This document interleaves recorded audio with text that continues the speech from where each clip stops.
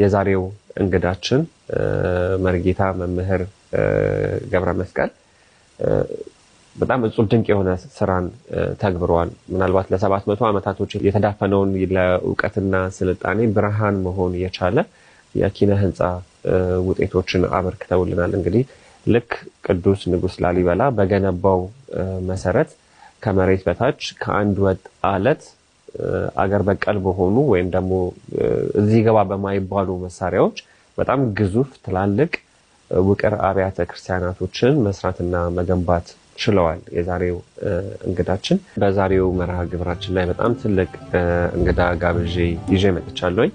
እንግዲህ የቀደመ የኢትዮጵያን ስልጣኔ ስናነሳ፣ የአፍሪካን ስልጣኔ ስናነሳ፣ የዓለምን ስልጣኔ ስናነሳ በዋነኝነት የምናነሳቸው ስልጣኔዎች አሉ። የግብፅን ስልጣኔ እናነሳለን፣ የአኪዲያንስን ስልጣኔ፣ የስልት፣ የማያ እያለን በጣም በርካታ በዓለማችን የታሪክ ሂደት ውስጥ በታሪክ ምዕራፎች ውስጥ ያለፉ ስልጣኔዎችን እናነሳለን። በእነዚህ ሁሉ ስልጣኔዎች ግን ያልታየ እጹብ ድንቅ የሆነ የታሪክ ምዕራፍ በአገራችን ውስጥ ተከውኗል። ይሄ 12ኛው መቶ ክፍለ ዘመን ነው። እንግዲህ በ12ኛው መቶ ክፍለ ዘመን ንጉስ ቅዱስ ላሊበላ የገነባቸው ውቅር አብያተ ክርስቲያናቶች አሉ። እነዚህ ውቅር አብያተ ክርስቲያናቶች እስከዛሬ ዓለም ላይ ከተገነቡት ኪነ ህንጻዎች ወይም ግንባታዎች የተለየ የሚያደርገው ትልቁ ነገር ውቅር መሆኑ ወይም ከአንድ አለት ብቻ መፈልፈሉ ከመሬት በታች መሰራቱ ብቻ ሳይሆን ሌሎችም እጹብ ድንቅ የሆኑ እስከዛሬ ድረስ በደንብ በስፋት ያላብራራናቸው ያልነገርናቸው ታሪኩ በደንብ በስፋት ያልተነገረላቸው እጹብ ድንቅ የሆኑ ሚስጥራቶችን ጥበባቶችን ፍልስፍናዎችን የያዘ ታሪክ ነው እንግዲህ ንጉስ ቅዱስ ላሊበላ የከወነው። እንግዲህ ከ12ኛው መቶ ክፍለ ዘመን መገባደድ በኋላ ላለፉት 700 ዓመታቶች የአገራችን የስልጣኔ ታሪክ ተዳፍኗል ማለት እንችላለን። ከክርስቶስ ልደት በፊትም በኋላም የነበረው እጅግ እጹብ ድንቅ የነበረው ለማያ ለግብፅ ስልጣኔ መነሻም መሰረትም የነበረው ስልጣኔ ሊዳፈን ችሎ ነበረ ባለፉት 700 ዓመታቶች። እንግዲህ የላሊበላን አብያተ ክርስቲያናቶች ኢትዮጵያኖች አልገነቧቸውም እስኪባል ድረስ የነሱ ዕውቀት አይደለም እስኪባል ድረስ ዕውቀታችንና ፍልስፍናችን ተዳፍኖ ነበረ።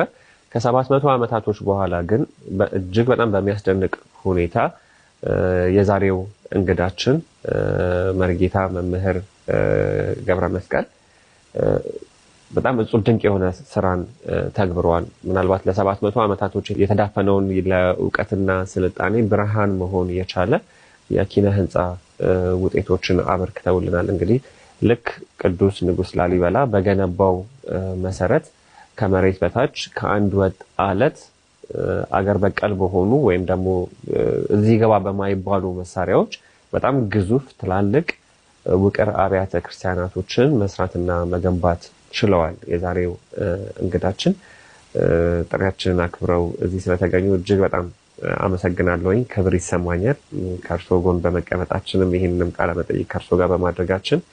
ምክንያቱም ቅድም እንዳልኩት ለ700 ዓመት የተዳፈነን የእውቀት ጨለማ ነው እንግዲህ በእናንተ ስራ ብርሃን ማየት የቻልነው እና ስለመጡ በጣም አመሰግናለሁ።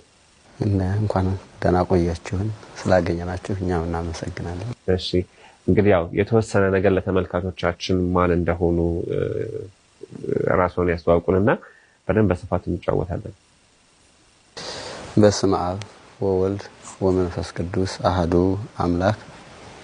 የተባረከ እግዚአብሔር አምላክ አቦይነ ለዘአብጽሐነ እስከዛቲ ሰዓት ንሴባኪ ወግዝእትነ ወላዲተ አምላክ ማምላክ ጻድቃን ሰማዕታት ደናግል ወመነኮሳት አምላካችን አንተ የወደድከውን እንድናስተላልፍ ለሰው ትምህርት የሚሆነውን የሰውን ሁሉ ልቦና እንድትገልጥልን አንተ ፈቀድልን።